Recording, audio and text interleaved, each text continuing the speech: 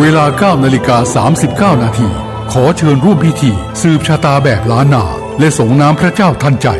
ร่วมถวายทานห้องน้ำทันใจจำนวน10ห้องณวัดปากทางเจริญพระสงฆ์29รูปเวลา 11 นาฬิกาถวายภัตตาหารเพลพระสงฆ์เวลา 12 นาฬิกาเชิญผู้มาร่วมงานรับประทานอาหารแบบโรงทานเป็นเสร็จพิธีต่อจากนั้นไปเวลา 18:39 นาทีวันจันทร์ที่ 11 เดือนธันวาคม 2566 ขอเชิญร่วมพิธีสวดอิติปิโส108 จบพระสงฆ์300 กว่ารูปประกอบพิธีจุดเทียนชัยมงคล108 เล่มรอบเจดีย์ปล่อยโคมไฟจำนวน108 ดวงณวัดปากทางเจริญตำบลดอยหล่ออำเภอดอยหล่อจังหวัดเชียงใหม่เริ่มเวลา 18:39 นาทีเป็นต้นไปเสบียงบุญในชาตินี้มีหลายอย่าง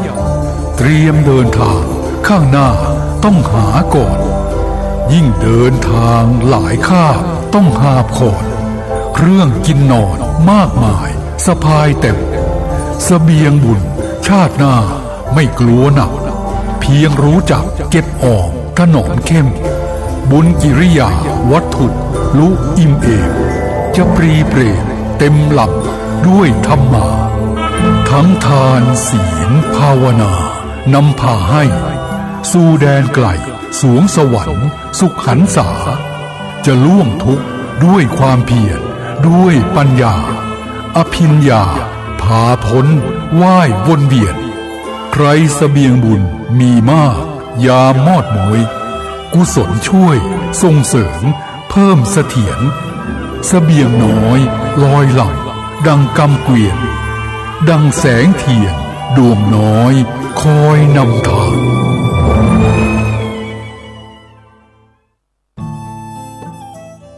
ท่านกำลังติดตามรับฟังสถานีวิทยุกระจายเสียงพระพุทธศาสนาแห่งชาติและสังคมคลื่นเพื่อการศึกษาพระพุทธศาสนาและวัฒนธรรมระบบ FM 104.5 เมกะเฮิรตซ์รายการต่อไปเป็นรายการคดีโลกคดีธรรมทุกวันแอปพลิเคชันนี้รวบรวมสถานีวิทยุพระพุทธศาสนาแห่งชาติไว้ด้วยกันถึง45สถานีทั่วไทยสาธุชนท่านใดดาวน์โหลดไว้ในโทรศัพท์เท่ากับว่าท่านมีสถานีวิทยุพระพุทธศาสนาแห่งชาติไว้ที่ตัวท่าน45สถานีท่านจะเลือกเปิดรับฟังสถานีใดก็ได้ตามสะดวกและเป็นความง่ายต่อการเข้าถึงการศึกษาเรียนรู้ในทางพระพุทธศาสนาใครก็ตามที่บอกผู้อื่นให้ดาวน์โหลดแอปพลิเคชันนี้ผู้นั้นจะได้บุญไปด้วยเป็นการให้ธรรมะเป็นทานชนะการให้ทั้งปวงองค์สมเด็จพระสัมมาสัมพุทธเจ้าตรัสไว้เช่นนั้นวันนี้รายการได้เตรียมเนื้อหางานสัมมนาวิชาการศึกษาพระปริยัติศาสตร์นานาชาติซึ่งจัดขึ้นที่วัดจากแดงตำบลทรงขนองอำเภอพระประแดงจังหวัดสมุทรปราการเมื่อเดือนธันวาคมที่ผ่านมาให้ท่านสาธุชนได้สดับรับฟังกันอีกวาระหนึ่งซึ่งยังเหลืองานสัมมนาอีก1 วันที่ยังไม่ได้นำมาเปิดให้พวกเราสาธุชนท่านทั้งหลายได้ฟังกันวันสุดท้ายนี้จะมีวิทยากรในช่วงเช้าที่ท่านมีประสบการณ์มีความรู้ด้านภาษาบาลีมาตั้งแต่ครั้งเป็นสามเณรน้อยแล้วก็มีความแตกฉานในด้านภาษาบาลีมาตั้งแต่ครั้งเป็นสามเณรเมื่อนำเอาผลงานทางวิชาการไปนำเสนอต่อพระผู้ใหญ่สมัยนั้นพระผู้ใหญ่มองไม่เห็นค่าเพราะมองว่าเป็นเพียงแค่สามเณรอันนี้ต้องฟังท่านเล่าด้วยตัวเองในวันนี้ท่านจึงจะเข้าใจในความรู้สึกนึกคิด แนวความคิดความเห็น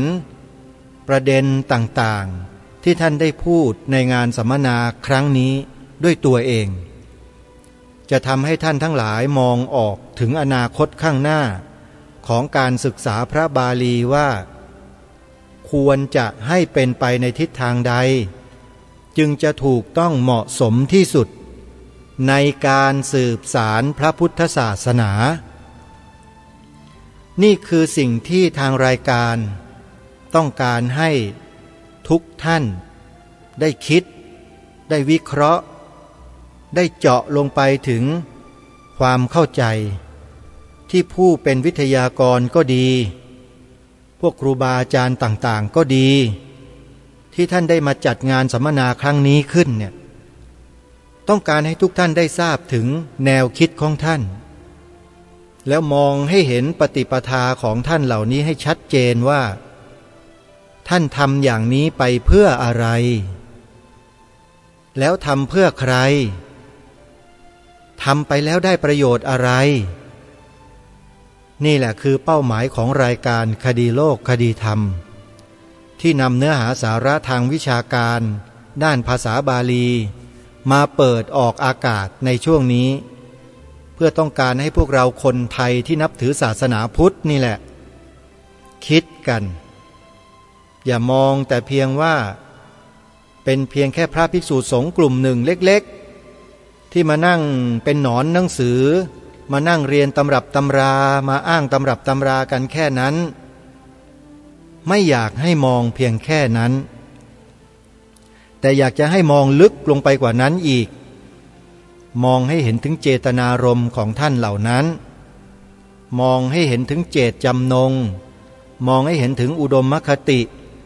และมองให้เห็นถึงอุดมการณ์ของท่านเหล่านั้นให้ชัดเจนแล้วท่านจะทราบว่างานการศึกษาพระบาลี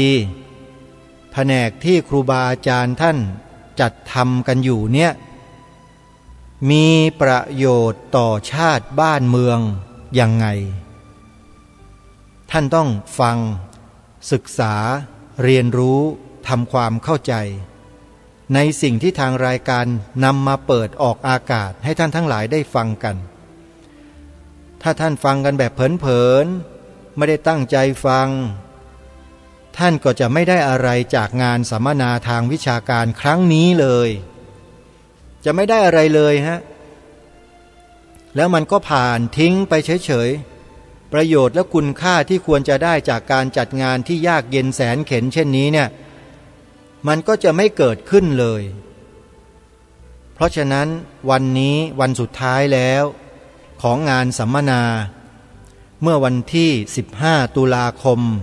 พระพุทธศักราช2566ที่ผ่านมาเมื่อเดือนที่แล้วนี่เองขอให้เราตั้งใจฟังกันเถอะแล้วเราจะได้ความรู้ได้ความเข้าใจหลายประการที่วิทยากรและองค์วิทยากรได้นำมาเสนอในงานสัมมนาครั้งนี้เพราะฉะนั้นช่วงต่อจากนี้ไปไม่ให้เป็นการเสียเวลาขอให้พวกเราตั้งอกตั้งใจสดับรับฟังเนื้อหาสาระของงานสัมมนาวันสุดท้ายที่จะนำมาเปิดให้ฟังกันนี้ให้ด้วยดีทุกประการประโยชน์จะเกิดขึ้นแก่เราอย่างมากมายเลยทีเดียวไปติดตามรับฟังพร้อมๆกันได้ณบัดนี้ลำดับต่อจากนี้ไปในกล่าวของผมก็ขอกราบนิมนต์ท่านพระอาจารย์มหาจารัญพุทธปิโยขึ้นกล่าวปฏิสันถานพบปะครูบาอาจารย์และก็ญาติโยมเพื่อเป็นการรอเวลาหรือจะพูดเกี่ยวกับหัวข้อการบรรยายในวันนี้ช่วงเช้านี้ก็จะเป็นไปในเนื้อหาที่เกี่ยวกับเรื่องจากอดีตถึงปัจจุบันกับก้าวสำคัญของการศึกษาพระพุทธศาสนาในประเทศไทยครับผมกับนิมนต์ท่านอาจารย์ขอนอบน้อมแด่พระรัตนตรัยกับ ขอโอกาสท่านพระเถรานุเถระคณะครูบาอาจารย์ขอสวัสดีเพื่อนสาธมิกเจริญพรญาติโยมสาธุชนทุกคนทุกท่านก็ช่วงเช้าวันนี้เป็นหัวข้อที่ได้รับเกียรติจากนักวิชาการทางศาสนาโดยเฉพาะพระเถระที่ทุ่มเทกับการศึกษาการเรียนการสอนหลักสูตรบาลีสนามหลวงถือว่าเป็นเบอร์หนึ่งอันดับต้นๆของประเทศก็คือพระเดชพระคุณท่านอาจารย์เจ้าคุณพระธรรมราชานุวัตรแต่ว่าเนื่องจากว่าท่านติดท่านก็เลยไม่ได้เดินทางมาร่วมให้ความรู้ร่วมเสวนาแต่ก็ยังมีอีกท่านหนึ่งที่เป็นโยมที่สำคัญให้การอุปถัมภ์ให้การดูแลเกี่ยวกับการศึกษาของพระเนนโดยเฉพาะในฝ่ายบาลีศึกษาก็คือท่านอาจารย์ศาสตราจารย์ดร.อุทิศสิริวัลย์นอกจากจะสนับสนุนการศึกษาให้การอุปถัมภ์การศึกษาแล้วท่านก็ยังมีแรงบันดาลใจเพื่อที่จะจูงใจให้กับ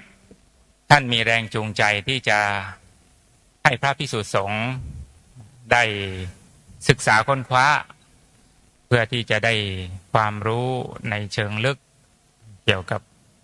พระธรรมคำสั่งสอนในพระไตรปิฎกอัตถกถาฎีกาทราบว่าช่วงนี้กำลังทำงานหนังสือแล้วงานหนังสือส่วนหนึ่งก็ได้ถวายตามสำนักเรียนเป็นพจนานุกรมบาลีพระไตรปิฎกเถรวาทเป็นคู่มือสำหรับนักเรียนบาลีที่ต้องการจะอ่านพระไตรปิฎกก็ติดคำศัพท์ที่ยากๆก็เอาไปเปิดค้นได้มีทั้งหมด20 กว่าเล่มหนาๆได้รวบรวมมาซึ่งคำอธิบายต่างๆที่รวบรวมมาก็เป็นคำของพระอัตถกถาจารย์และฎีกาจารย์แต่ก็มีเสริมไวยากรณ์เสริมธาตุปัจจัยแยกศัพท์ให้เห็นอันนี้คือถือว่าเป็นงานที่สำคัญงานที่ดีเยี่ยมแล้วก็เป็นโอกาสของพวกเราเพราะฉะนั้นท่านอาจารย์เจ้าคุณท่านได้เชิญท่านศาสตราจารย์ดร.อุทิศสิริวัลย์มาเพื่อที่จะมาแสดงความคิดเห็นให้ความรู้แลกเปลี่ยนความรู้แล้วก็ต้องการที่จะเสริมหลักสูตรการศึกษาซึ่งเป็นทางเลือกอีกทางเลือกหนึ่งให้มันมีหลักสูตรการศึกษาที่หลากหลายวัดไหนที่จัดการศึกษาได้หลากหลายจะมีพระเนนศึกษากันเยอะเพราะว่าได้ข้อมูลได้ความรู้ที่หลากหลายทุกวันนี้ที่เชิญมาหลายๆสำนักเนี่ยล้วนแต่เป็นสำนักที่ให้ความสำคัญกับการศึกษาแล้วก็ให้ความรู้ที่หลากหลายในที่นี้คือหลากหลายเป็นความรู้ในคำสอนไม่ใช่หลากหลายในวิชาการหรือความรู้ในทางโลกจัดระบบการศึกษาของทางโลกทางหน่วยงานรัฐทางมหาลัยต่างๆเขาก็จัดของเขาอยู่แล้วแต่ความรู้ที่หลากหลายในที่นี้เช่นความรู้ในพระวินัยปิฎกอภิธรรมปิฎกสุตตันตปิฎกความรู้ในเรื่องของแกรมมาในเรื่องของหลักภาษาไม่ว่าจะเป็นบาลีน้อยบาลีใหญ่สำนักที่มีการศึกษาที่ได้เชิญมาได้นิมนต์มาแล้วก็มีนักเรียนศึกษากันเยอะแยะเช่นวัดพระธาตุน้อง30,000หลวงพ่อพันธ์ท่านดูแลท่านบริหารจัดการก็มีการศึกษาที่หลากหลายนะครับเราได้มารับรู้ข้อมูลจากที่นี่เราอยากจะสนใจอยากจะศึกษาวิชาการส่วนไหนเขาก็มีเปิดรับสมัครตลอดหลักสูตรระยะสั้นหลักสูตรระยะยาว3 เดือน7 เดือน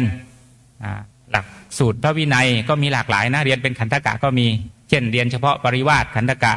เรียนเฉพาะวัตตะขันธกะ นะครับนี่มันเป็นโอกาสของพวกเรานะครับหรือวัดเขาสนามชัยนะก็มีการจัดการเรียนการศึกษาที่เข้มแข็งนะให้ความรู้ทางด้านพระวินัยนะวัดป่าเทพจักรพันธ์ให้ความรู้นะในด้านพระวินัยในเรื่องของภิกขุปฏิโมกข์ภิกขุณีปฏิโมกข์นะครับท่านอาจารย์ต้องการความรู้นะที่มันกระจัดกระจายอยู่นะแล้วก็มารวมกันอยู่ในที่จุดเดียวแล้วก็เหมือนกับกำลังจะพัฒนาหลักสูตรบูรณาการหลักสูตรขึ้นมาเพื่อให้พระภิกษุสามเณรเนี่ยจะได้ศึกษาต้องการทางเลือกอื่นที่นอกเหนือจากทางเลือกของหลักสูตรบาลีสนามหลวงเพราะว่าหลักสูตรบาลีสนามหลวงเนี่ยเราใช้ระยะเวลาในการศึกษาเราเรียนประมาณ8 ปีแล้วบางคนเรียนจบไปแล้วสนใจอยากจะศึกษาพระธรรมคำสั่งสอนต่อไม่รู้จะไปไหนเป็นคว้างก็ได้มีจุดที่จะต่อยอดความรู้ได้ท่านอาจารย์ได้เชิญพระเถระที่ทรงความรู้จากหลายประเทศไม่ว่าจะเป็นประเทศพม่าประเทศศรีลังกาแล้วก็ประเทศเพื่อนบ้านของเรากัมพูชามาแสดงความคิดเห็นมาเสนอแนวทางความเป็นไปของการศึกษาที่ท่านกำลังดำเนินการอยู่เพื่อพัฒนาพระภิกษุสามเณรพัฒนาคนในองค์กรของเรารวมไปถึงระยะยาวก็คือสืบทอดอายุพระศาสนาอันนี้ก็เป็นที่น่าชื่นชมน่าอนุโมทนาถ้าการสัมมนาครั้งนี้เป็นไปเพื่อการเกิดขึ้นของหลักสูตรใหม่แล้วก็ในกลุ่มของพวกเราที่มาสัมมนากันเนี่ยมีการผลิตบุคลากรแล้วก็ส่งทอดเชื่อมโยงสัมพันธ์กันได้ความเป็นอยู่ของเราก็จะเข้มแข็งการศึกษาของเราก็จะเข้มแข็งก็เริ่มต้นจากจุดเล็กๆแบบนี้ก่อนเหมือนหลักสูตรสนามหลวงความเป็นมาเป็นไปหลักสูตรสนามหลวงจุดเริ่มต้นก็คือหลักสูตรการศึกษาของวัดบวรแต่ทุกวันนี้กลายเป็นหลักสูตรการศึกษาในระดับประเทศก็เติบโตแต่กว่าจะเติบโตมาขนาดนี้ได้ก็ใช้เวลาเหมือนกันนะใช่ไหมแต่ทั้งหมดนั่นแหละหลักสูตรของการศึกษามันต้องมีบูรณาการมีการปรับปรุงไปตามยุคตามสมัยจริงถ้าเป็นช่วงที่การศึกษาเนี่ยดรอปหรือตกนี่คนที่ดูแลหลักสูตรบริหารหลักสูตรนี่ต้องมานั่งถกมานั่งวิเคราะห์ว่ามันเป็นเพราะสาเหตุอันใดการศึกษาของเราถึงไม่เติบโตหรือว่าเสื่อมถอยลงก็ถ้ามีหลักสูตรที่จะต้องเสริมต้องเพิ่มทำให้จุดที่มันเป็นจุดอ่อนเนี่ยแข็งแกร่งขึ้นมาอันนี้ก็เป็นการนำเสนอถือว่าเป็นการแลกเปลี่ยนเพื่อที่จะพัฒนางานนี้ก็ถือว่าเป็นงานที่คุ้มนะครับพวกเราที่มากันครูบาอาจารย์จากหาดใหญ่มารับรู้รับฟังรับทราบนะครับทุกคนมีส่วนร่วมมีส่วนแสดงความคิดเห็นได้ทั้งนั้นเป็นเรื่องของการร่วมด้วยช่วยกันนะครับเหมือนที่ท่านพระอาจารย์มหาพยอมท่านพูดนะครับความสามัคคีของหมู่ของคณะนะครับจะทำให้เกิดความสะดวกความสบายความเบาใจความสุขสะดวกสบายเบาใจความสุขเนี่ยเราตั้งหัวข้อไว้เกี่ยวกับการศึกษาเพราะฉะนั้นการสัมมนาครั้งนี้เราต้องการเป้าหมายก็คือทำให้การศึกษาของเราเนี่ยเกิดความสุขเกิดความราบรื่นเกิดประสิทธิผลมีความสำเร็จลุล่วงในเป้าหมายที่สูงสุดเป้าหมายที่สูงสุดที่ท่านพระอาจารย์เจ้าคุณท่านพูดไว้ก็คือมรรคพรหมจรรย์ครับ นะการทำที่สุดแห่งทุกข์ในพระศาสนานะครับแต่เราได้กัลยาณมิตรเราได้ครูบาอาจารย์ที่ดีๆนะปลุกเร้าจิตใจของเราก็มีศรัทธาใช่ไหมศรัทธานี่ก็หล่อเลี้ยงการศึกษาของเราจะสังเกตดูนะทุกวันเนี้ยพระภิกษุหนุ่มสามเณรที่เรียนแบบย่อหย่อนก็เพราะว่าบางทีเราไม่ได้อาหารของศรัทธาคนโบราณเนี่ยที่เขาเรียนเขาศึกษาแล้วก็เข้มแข็งอดทนเรียนอดทนท่องใช่ไหมเพราะว่าเขาได้อาหารของศรัทธาอาหารของศรัทธานั้นมาจากไหนมาจากครูบาอาจารย์ครูบาอาจารย์ที่เป็นผู้ให้กำเนิดเราบุคคลที่สำคัญกับเราที่สุดก็คืออุปชาสมัยโบราณอุปชารับกุลบุตรท่านใดมาก็จะดูแลกุลบุตรท่านนั้นเหมือนคนมีลูกน้อยเหมือนคนมีเด็กอ่อนไม่คลาดสายตาไม่ละสายตาถ้า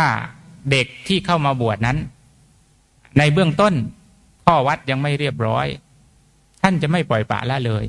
ให้ไปตักข้าวกินเองให้ไปดูแลคนนั้นคนนี้อันนี้เ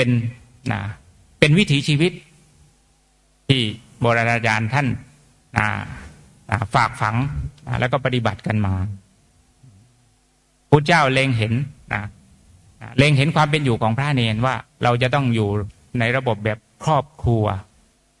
มีการดูแลเอาใจใส่เหมือนพ่อเหมือนลูกอนุเคราะห์เกื้อกูลซึ่งกันและกันความผูกพันมันจึงจะเกิดแต่เรามาดูวิถีชีวิตของพวกเราทุกวันนี้เราบวชแล้วบางทีก็เหมือนถูกปล่อยปละละเลยนี่คือความโชคดีของเราที่เราได้มาอยู่ที่นี่ได้มาฟังใช่ไหมได้มาฟังความรู้การศึกษาแล้วก็วิถีชีวิตการดำเนินชีวิตของสำนักเรียนที่ท่านบริหารจัดการแล้วเป็นไปตามที่พระพุทธเจ้าทรงแสดงไว้เกี่ยวกับเรื่องวินัยเกี่ยวกับเรื่องพระสูตรเกี่ยวกับเรื่องพระพิธรรมนำมาใช้ในชีวิตประจำวันแล้วดูท่านอยู่มีความอบอุ่นอยู่ใกล้ครูบาอาจารย์แล้วมีความสุขมีความมั่นใจอันนี้คือวิถีชีวิตทางความผูกพันนะถ้าให้ผมมานั่งพูดคนเดียวเนี่ยไม่มีท่านอาจารย์เจ้าคุณไม่มีครูบาอาจารย์ที่มีความสามารถผมก็พูดไม่เป็นเหมือนกันนะแต่พูดได้ก็เพราะว่าส่วนไหนที่มันไม่เต็มเรามีครูบาอาจารย์คอยเติมเต็มคอยช่วยเหลือคอยให้กำลังใจครับระบบแบบนี้ครับมันจะทำให้เรามีความสุขมีความผูกพันช่วยเหลือเกื้อกูลซึ่งกันและกันเป็นโอกาสดีของเรานะครับเป็นโอกาสที่ว่าเราได้มาสัมผัสความเป็นอยู่อีกแบบหนึ่งนะพอหลังจากนี้ไปแล้วเนี่ยถ้าเกิดว่าหลักสูตรนี้ร่างขึ้นมาแล้วเป็นหน้าที่ของพวกเราที่เราจะต้องเรามีความสามารถแค่ไหนเราก็สร้างบุคลากรแล้วก็ส่งม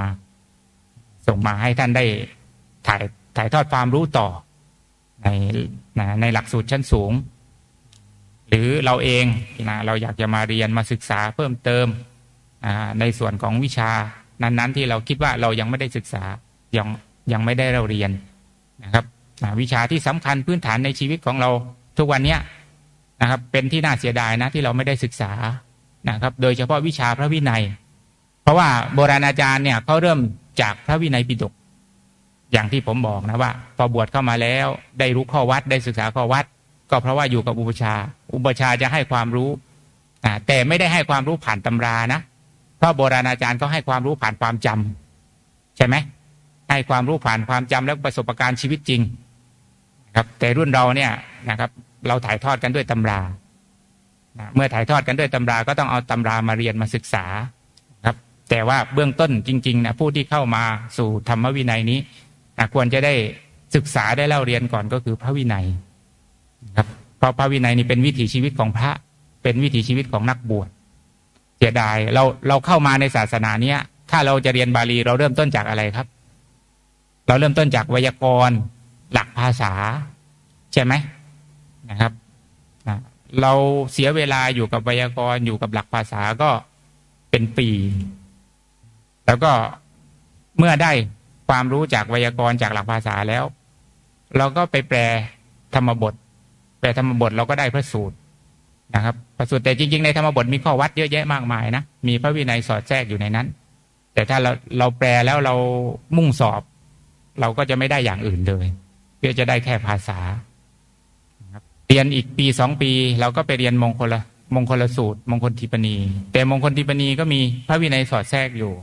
มีพระอภิธรรมสอดแทรกอยู่มงคลปต4ก็มีพระวินัยสอดแทรกนะครับมงคลปต5ก็มีอภิธรรมสอดแทรกนะครับแต่มันจะได้มันได้น้อยก็เนื่องจากว่าอยู่ที่ครูบาอาจารย์ด้วยนะครับคนสอนมีความรู้มีภูมิความเข้าใจค้นคว้าศึกษามากน้อยแค่ไหนที่จะถ่ายทอดออกมานะครับให้กับนักเรียนถ้าเราได้กัลยาณมิตรดีๆอย่างที่บอกนะครับเราก็จะได้ความรู้จากตำรานะครับที่ความรู้ที่นอกเหนือจากตำราอีกที่ท่านเชื่อมโยงนะครับสัมพันธ์กันกว่าจะไปเรียนพระวินัยก็5 ปีพระวินัยก็ไปเรียนปต6เนี่ยไปเรียนมหากันตกะก่อนนะครับเราไม่ได้เริ่มต้นจากวินัยปิฎกเล่มแรกนะครับเป็นภิกขุวิพังภิกขุณีวิพังแต่เราไปเริ่มต้นจากมหาวรรคจุลวรรคนะครับแล้วก็ไปเริ่มที่อัตถกถาด้วยอัตถกถาก็จะกระท่อนกระแท่นนะครับถ้าไม่ได้เรียนจากพระบาลีนะครับแล้วก็มาดูคำอธิบายของอัตถกถาหรือฎีกาเนี่ยความรู้ของเราประมาณ8 ปีที่เราศึกษาอยู่ผมว่ามันจับพัดจับผูนะครับถูกบ้างผิดบ้างเพราะว่ามันไม่ปฏิปต่อแต่หลักสูตรที่กำลังจะจัดทำอยู่เนี่ยผมคิดว่ามันเป็นหลักสูตรที่นะครับให้พื้นฐานให้พื้นฐานเบื้องต้นที่ดีเกี่ยวกับพระวินัยเกี่ยวกับพระสูตรแล้วก็เกี่ยวกับพระพิธรรมนี่ก็พูดรอเวลานะครับรอเวลา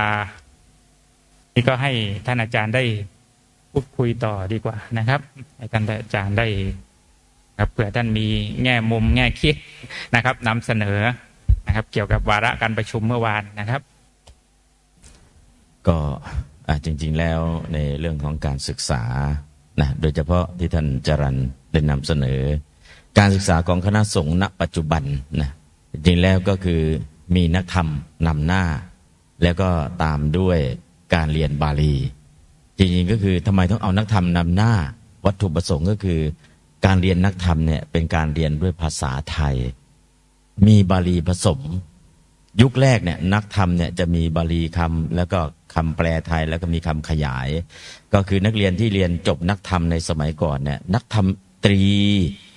มีหลายท่านอาจจะยังไม่เคยได้ยินนักธรรมตรีที่เราเรียนในยุคสมัยก่อนๆเนี่ยมีอภิธรรมด้วยชื่อว่าวิชาปรมัตถธรรม4ในนักธรรมตรีมีแต่ตอนหลังเนี่ยเอาวิชาปรมัตถธรรม4ออกจากนักธรรมตรีนะสมัยก่อนเนี่ยจบนักธรรมจริงๆคือนักธรรมะเรียนรู้ธรรมะด้วยภาษาตนเองเป็นการเรียนรู้ธรรมะที่ง่ายๆเหมือนปัจจุบันเนี่ยเราอ่านพระไตรปิฎกด้วยภาษาไทยอ่านแล้วเข้าใจไหมเข้าใจแต่ว่าเข้าใจระดับไหนระดับภาพรวมแล้วพอเอาไปแอพพลายไปประยุกต์ใช้ได้แต่การที่จะเรียนรู้แล้วเอาไปใช้ได้จริงๆเนี่ยต้องมีครูบาอาจารย์แนะนำสั่งสอนนะเพราะนั้นครูบาอาจารย์สำคัญไหมโคตรสำคัญสุดๆนะฮะถ้าภาษิตของพม่าเขาบอกว่าสยามาเปี้ยยิงงะปิต่องมาพกตัดอันนี้ก็ภาษิตพม่าภาษิตของไทยเนี่ยหากแม้นขาดครูบาอาจารย์แม้แต่น้ำพริกกะปิยังย่างไม่เป็นหลายท่านเคยฉันน้ำพริกกะปิถามว่าบางคนก็บอกกะปิน้ำพริกกะปิมันเหม็นทำยังไงไม่ให้มันเหม็นล่ะเอามาย่างเอาย่างยังไงให้มันน้ำพริกกะปิมันหอมแล้วมันไม่ติดใบตองล่ะนะถ้าทุกคนก็บอกเอากะปิไปห่อใบตองแล้วก็ย่างเสร็จเอามาตำมันก็จบแล้วถ้านี่คือขาดครูบาอาจารย์กะปิเนี่ยถ้าจะย่างแล้วให้มันหอมจริงๆเนี่ย ครูบาอาจารย์จะแนะนำเลยในใบตองเนี่ยเช็ดใบตองให้สะอาดแล้วก็เอาน้ำมันมาทาที่ใบตองพอเอาน้ำมันมาทาที่ใบตองแล้วเอากะปิทำเป็นแผ่นแล้วก็ลงไปแล้วก็พับใบตองแล้วก็ไปย่างพอมันเริ่มความร้อนทำให้น้ำมันจากใบตองระเหยเข้าไปสู่กะปิสุกกะปิไม่ติดใบตองแล้วกะปิหอมไม่กะปิไม่เหม็นหนึ่งใบตองที่มันไม่ติดกะปิสองกะปิที่ถูกย่างด้วยความร้อนและน้ำมันที่ระเหยขึ้นไปทำให้กะปิหอมขึ้นมาทันทีอันนี้คือแค่เอาน้ำมันไปทากะปิเนี่ยทาใบตองเนี่ยแล้วมาย่างกะปิหากไม่มีคนแนะนำกะปิยังย่างไม่เป็นนะกะปิยังย่างไม่เป็นเนี่ยถ้าใครไปวัดพระแก้วจิตรกรรมฝาผนังด้านทิศใต้ของวัดพระแก้วจะมีคำโครงบอกวิธีการย่างกะปิ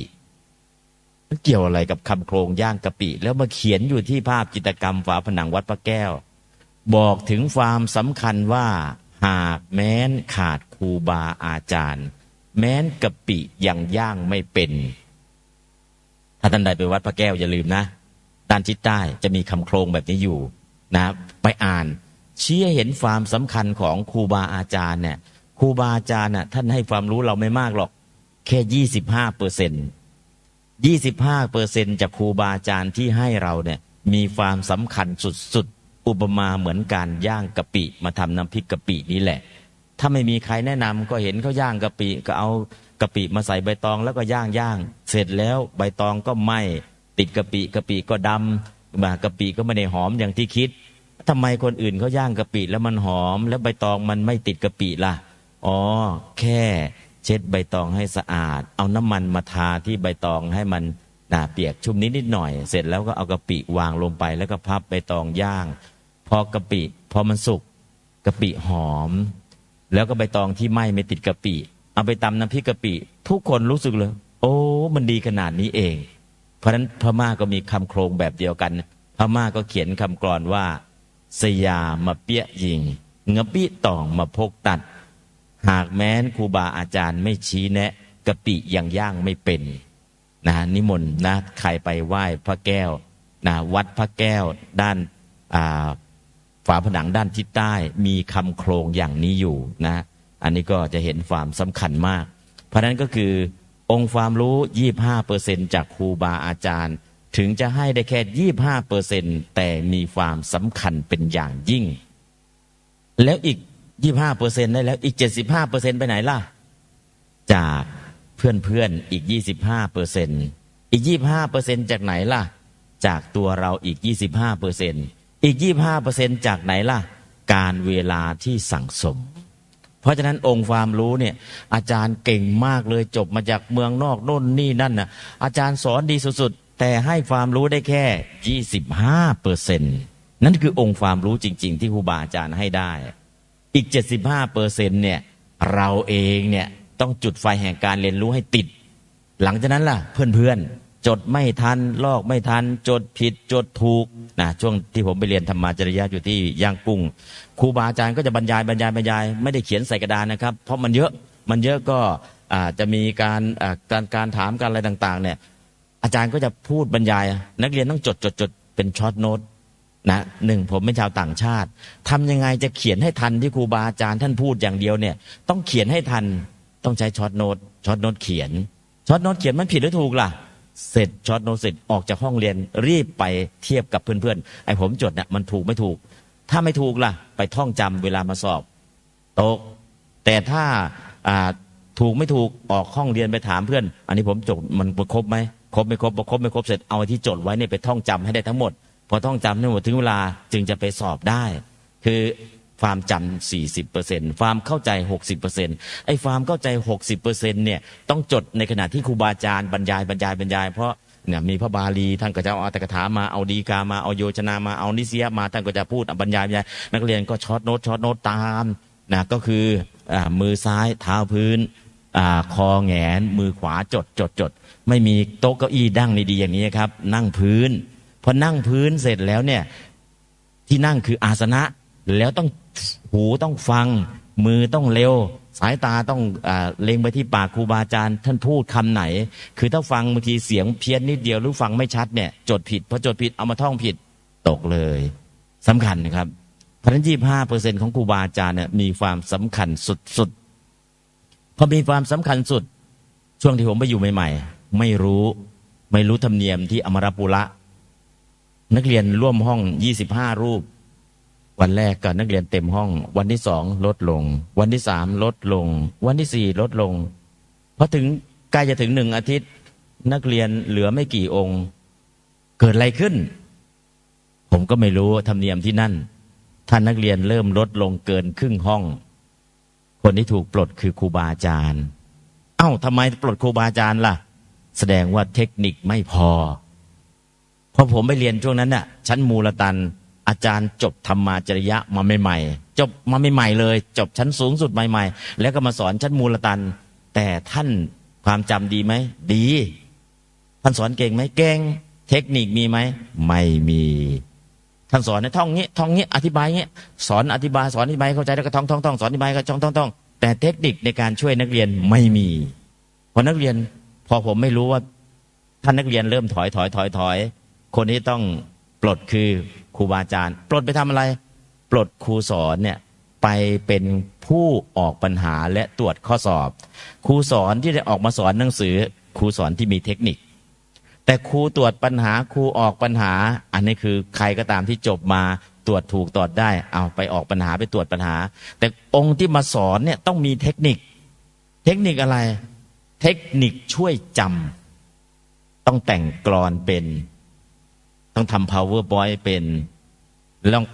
อะไรต่างๆที่จะมีเทคนิคช่วยนักเรียนเพราะนั้นทุกองค์เนี่ยถ้าจะสอนหนังสือแต่งกลอนเป็นไหมย่อความแล้วคือต้องย่อความให้ได้แล้วมาแต่งกลอนให้ได้แล้วกลอนนั้นน่ะต้องสละสลวยคืออ่านปุ๊บเข้าใจจำได้คือกลอนเนี่ยมันต้องคือนักเรียนไม่ต้องมาท่องทั้งหมดเป็นพืชแต่ท่านจะย่อความทั้งหมดเสร็จแล้วเอาความที่ย่อไม่ตกไม่หล่นเนี่ยมาทำเป็นคำกลอนแล้วก็ให้นักเรียนว่าตามจำได้เลยผมก็ลองทำดูเรียนสมาธิเสร็จทำยังไงจำสมาธิ6อย่างให้ได้พยายากรรมติคูตปุพหุทวันทาสมาสกาพยายะอภิภวสมาธิพยายากรรมตริมาธิทิคุสมาธิตปุริสมาธิพหุผู้ปิสมาธิผู้ทวันทาทวันสมาธิสมาสกาสมาธิทั้งหลายนะฮะเพราะฉะนั้นก็คือพยากรรมติคุตปุพหุทวันทาสมาสกาอันนี้ก็คือสิ่งที่จะให้นักเรียนได้รับรู้รับทราบเชิญอาจารย์ก็พอส่วนตรงนี้ก็คือองค์ความรู้จากครูบาอาจารย์เนี่ยแม้เพียง 25%แต่มีความสำคัญสุดๆเพราะนั้นก็คือผมไปเรียน1อาทิตย์อาจารย์ที่สอนอยู่บอกท่านพรุ่งนี้ไม่ต้องมาเรียนนะทำไมครับอาจารย์ไม่สอนแล้วครับผมถูกปลดเอาทำไมถูกปลดอาจารย์ก็เพิ่งจบธรรมาจริยะใหม่ๆก็สอนดีผมแต่งกลอนย่อความและแต่งกลอนมาช่วยนักเรียนไม่เป็นผมถูกปลดไปเป็นครูออกปัญหาครูตรวจข้อสอบไม่ได้เป็นครูสอนอีกต่อไปอันนี้ก็คือที่อมรบุระที่ผมไปเรียน1อาทิตย์และเห็นนักเรียน walk out นั่นก็คือจะเห็นว่าเทคนิคที่ช่วยนักเรียนเนี่ยองค์ความรู้ 25% ที่ครูบาอาจารย์จะให้ลูกศิษย์เนี่ยมีความสำคัญเป็นอย่างยิ่งเพราะฉะนั้นเนี่ยที่อมรบุระวัดมหาคันธารามครูสอนมี200รูป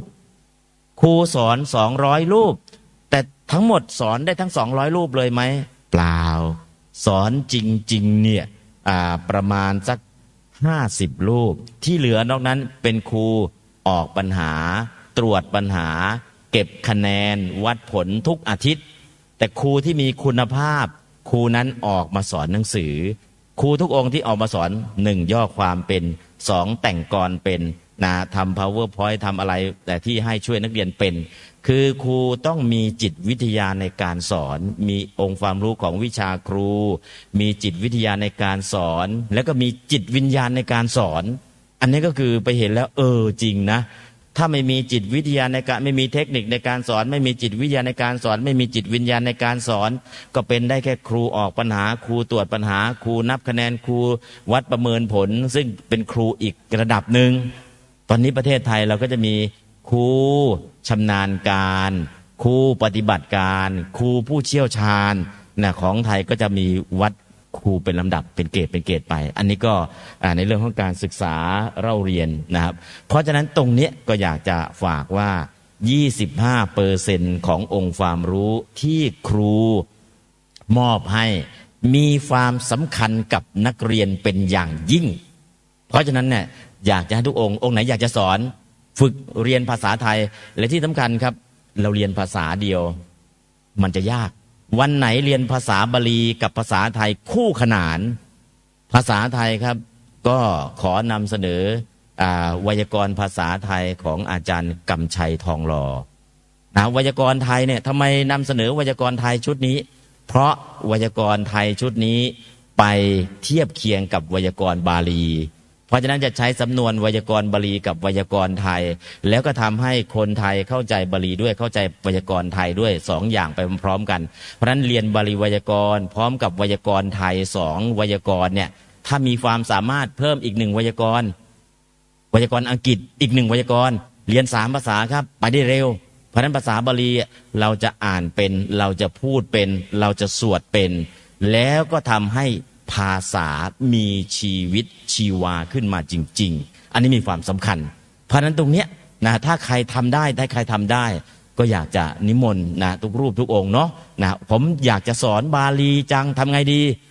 1เข้าใจภาษาบาลีถึงรากภาษาไหมถึงความรู้สึกของภาษาไหม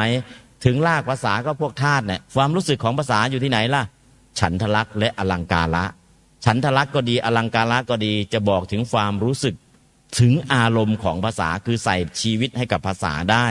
อันนั้นคือเรื่องของภาษาบาลีและหลังจากนั้นย่อความเป็นไหมหลักการย่อความเนี่ยสำคัญมากนะของเราก็อาจจะประโยคนะ8 ประโยค 9ที่จะต้องแต่งย่อความเนี่ยก็มีอยู่แต่จริงๆเนี่ยต้องวิธีการย่อความภาษาไทยแล้วก็มาทำเป็นคำกลอนให้ได้อันนี้ก็สำคัญนะครับเพราะฉะนั้นพอทำตรงนี้เสร็จแล้วย่อความเสร็จไปแต่งเป็นกลอนให้มันสมูทอ่านทีเดียวจำได้เลยมีไหมมีความสามารถตรงนี้ไหมถ้ามีการเรียนภาษาบาลีมีชีวิตชีวาขึ้นแน่นั้นองค์ความรู้ 25% ของครูบาอาจารย์จึงเป็นสิ่งที่มีความสำคัญกับการศึกษาบาลีในยุคนี้สมัยนี้เป็นอย่างยิ่งจะพลิกฟื้นภาษาบาลีให้เข้าสู่ในชีวิตจิตใจของทุกคนได้ครูจะต้องสร้างองค์ความรู้เหล่านี้ขึ้นมาให้ได้อันนี้สำคัญที่สุดนะครับพันวันนี้ก็ได้เวลาแล้วนะอาจารย์ด็อกเตอร์ก็ชื่อเสียงเรียงนามเนี่ยตั้งแต่รู้จักกันนะรู้จักสำเนรอุทิศตอนนี้เรียกว่าหางว่าวไปถึงไหนแล้ว จำไม่ได้นะตอนอยู่วัดท่ามะโอก็เป็นสามเณรอุทิศก็ไปสอนอยู่ที่วัดอะไรนะวัดน้ำล้อมนะวัดศรีล้อมที่ลำปางนะก็รู้จักกันตั้งแต่เป็นสามเณรเนี่ยก็เรียนอยู่วัดท่ามะโออาจารย์อุทิศสามเณรอุทิศก็ไปสอนที่วัดศรีล้อมที่ลำปางก็ที่ไหนก็สามเณรอุทิศปรริญญาเป็นสามเณรปรริญญาด้วยทำตำราด้วยใครอยากสอบบาลีสนามหลวงได้ใช้หนังสือสามเณรอุทิศได้เลยสามเณรอุทิศสิริวัลจากนั้นไปเป็นอะไรล่ะพระมหาอุทิศไปเป็นสารพัดเป็นแล้วแหละสารพัดเป็นนะตอนหลังไม่ได้รู้แล้วว่าเป็นอะไรบ้างตั้งแต่จากนั้นก็ห่างกันไปคนละทิศคนละทางผมก็ไปอยู่พม่าอาจารย์อุทิศก็ไปหลายประเทศไปเจอกันอีกทีที่พม่านั่นแหละ ไปเจอกันอีกทีที่พม่านั่นแหละผมก็เลยพาอาจารย์อุทิศทัวร์ตลอดทั่วพม่าครึ่งเดือนนะพาอาจารย์อุทิศเนี่ยไปเมืองเก่าเมืองผู้กามเมืองโน้นเมืองนี้ไปแบบอันซีนค่ำไหนนอนนั่น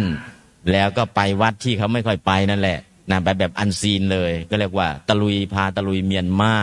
ไปวัดเก่าๆแก่ๆไปวัดที่มีการศึกษาไปดูเห็นโน่นเห็นนี่หลายๆอย่างนะวันนั้นก็พาอาจารย์อุทิศตลอดพม่านะครึ่งเดือนทั่วประเทศนะแบบอันซีนนะก็เรียกว่าไม่เจอกันนานแล้วตั้งหลาย10 ปีไปอยู่คนละทิศคนละทางนะแต่ตอนนี้ช่วงนั้นผมไปอยู่พม่าพอดีแต่ช่วงนั้นก็พม่าก็ผ่านวิกฤตช่วงวิกฤตก็คือสงครามกลางเมืองที่พม่าผมต้องหลบกระสุนอยู่ที่นั่นรอดชีวิตมาได้นะก็คือเขาฆ่ากันทุกวันในช่วงสงครามกลางเมืองอาหารพอเห็นอาหารพระราชทานแล้วก็ช่วงที่เราอยู่ในสงครามเห็นแล้วเนาะวันในหลวงเนี่ย เห็นความสำคัญของอาหารพระราชทานอาหารมาถวายพระทั้งญาติโยมที่มาร่วมสัมมนาเนี่ยอาหารเนี่ยเหลือเฟือเลยแต่ช่วงผมเรียนอยู่ที่พม่าเป็นช่วงที่เกิดสงครามกลางเมืองวันหนึ่งอาหารข้าวต้มจานเดียวมีข้าวต้มให้จานเดียวจะเลือกเอาขนมปัง1 ชิ้นกับกาแฟ1 แก้วหรือจะเอาขนมหรือเอาข้าวต้ม1 จานอันนี้คือวันหนึ่งมีให้แค่นี้ทำไมมีให้แค่นี้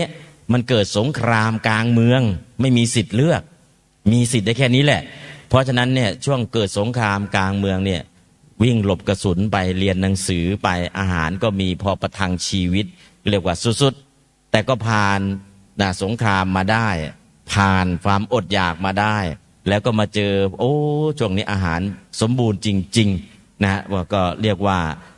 เรื่องที่อยู่ที่อาศัยก็สะดวกเรื่องอาหารก็สะดวกแต่ช่วงในเกิดสงครามช่วงที่เรียนหนังสือเนี่ยเอาชีวิตเข้าไปแลกนั่นแหละนะแต่ก็ผ่านช่วงวิกฤตนั้นมาได้แต่วันนี้ก็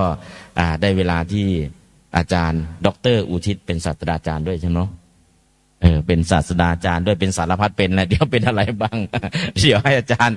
ช่วยแนะนำกันแล้วกันแล้วก็แนะนำการเรียนการสอนของไทยเราเรียนมายังไงและจะใช้วิธีการอะไรยังไง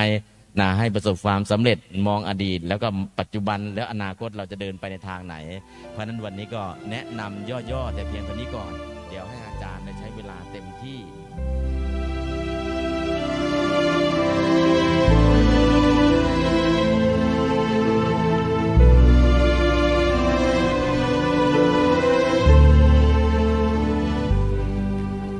สาธุชนผู้ฟังทุกท่านเวลาของรายการก็ใกล้จะหมดลงแล้วจึงขอตัดสัญญาณมาที่ผู้ดำเนินรายการสรุปช่วงท้ายเล็กน้อยก่อนปิดรายการวันนี้เสียงที่ท่านได้รับฟังไปเมื่อสักครู่นี้เป็นเสียงของท่านเจ้าคุณพระราชวชรบัณฑิตพระมหาประนอมธรรมลังกาโรเจ้าอาวาสวัดจากแดงอำเภอพระประแดงจังหวัดสมุทรปราการท่านจัดงานสัมมนาทางวิชาการการศึกษาพระปริยัติศาสตร์นานาชาติขึ้นเมื่อเดือนตุลาคมปีพระพุทธศักราช 2566 นี้ที่ผ่านมาเมื่อวันที่ 13 ถึง 15 ตุลาคมที่ผ่านมาเสียงที่ท่านฟังไปเมื่อสักครู่เป็นงานสัมมนาวันสุดท้ายวันที่3ของงานคือวันที่15ตุลาคมที่ผ่านมาท่านได้มาปรารภถึงการศึกษาเล่าเรียนพระบาลีที่ประเทศพม่าว่าเป็นมาอย่างไรมีรูปแบบอย่างไรการเรียนการสอนโดยเฉพาะครูผู้สอนนั้นเป็นอย่างไรจึงจะสามารถสอนเป็นครูเป็นอาจารย์สอนหนังสือบาลีได้ตลอดเราก็ได้ฟังท่านมาจนกระทั่งเกือบจะจบแล้วล่ะพอดีวิทยากรสำคัญที่ทางผู้จัดงานได้เรียนเชิญมาพูดในวันสุดท้ายนี้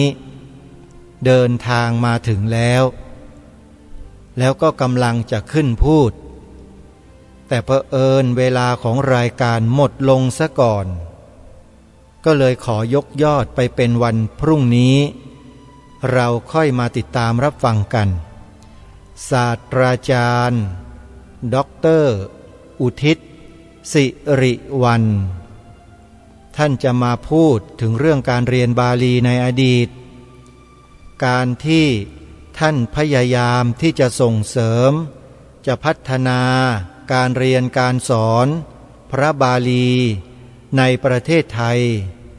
โดยการจัดทำหนังสือคู่มือหรืออะไรต่างๆเกี่ยวกับพระบาลีนี่แหละแล้วท่านก็ถูกปฏิเสธเหตุเพราะเพียงว่าเป็นสามเณรเดี๋ยวลองมาฟังท่านเล่าท่านพูดในวันพรุ่งนี้เราได้ติดตามรับฟังกันต่อเนื่องจากวันนี้แน่นอน วันนี้เวลาของรายการหมดท่านผู้ฟังอาตมาภาพต้องขอสมมุติยุติรายการไว้แต่เพียงเท่านี้พบกับรายการได้ใหม่ในวันต่อไปขอความสุขความสวัสดีในธรรมแห่งองค์สมเด็จพระบรมศาสดาสัมมาสัมพุทธเจ้าจงปรากฏเกิดมีขึ้นในจิตใจของท่านผู้ฟังทุกท่านทุกคนเทินขอเจริญพรกล้าคิดก็ต้องกล้าทำอย่ากลัวถ้าทำความดีเป็นศึกษาปัญหาให้ทันท่วงที